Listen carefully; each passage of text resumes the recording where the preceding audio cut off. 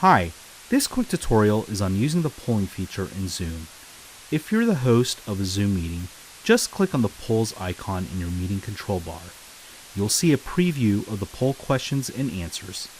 Click the Launch Polling button to send the polls to your meeting participant screens. However, if you have not yet set up a poll, you will more than likely encounter an empty poll in the preview panel with a button to add a question. We'll come back to that shortly. In the meantime, while your poll is active, you can see the poll in progress with a timer at the top. You'll get a breakdown of the answers as they are selected in real time. When the poll stops, you'll be given an option to either share the poll results or relaunch the poll. Just note that if you need to pull a poll report, relaunching a poll will wipe the results and only save the last instance that a specific poll was launched. To pull a report, go to the Zoom web portal and click on Reports.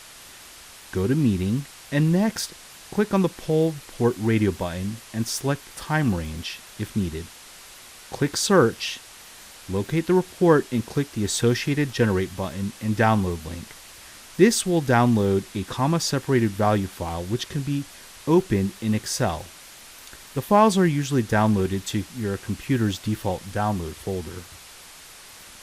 Now let's get back if you haven't yet set up any polls when you're in a meeting.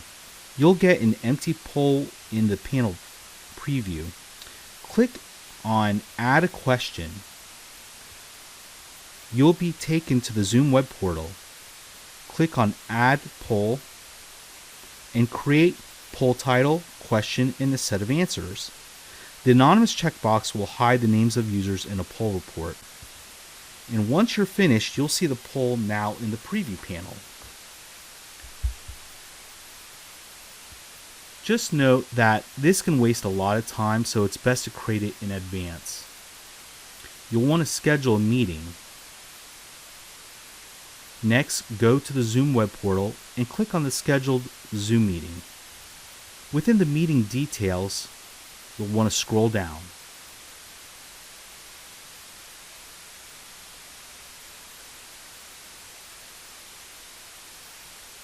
Click Add,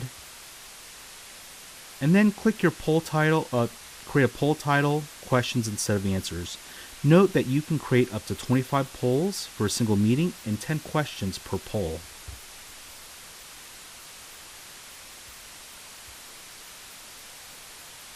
When you're done, go back to your meeting details and double check that the poll and questions have been saved.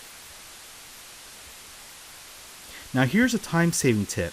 Instead of constantly creating different polls, just create a single general non-specific question.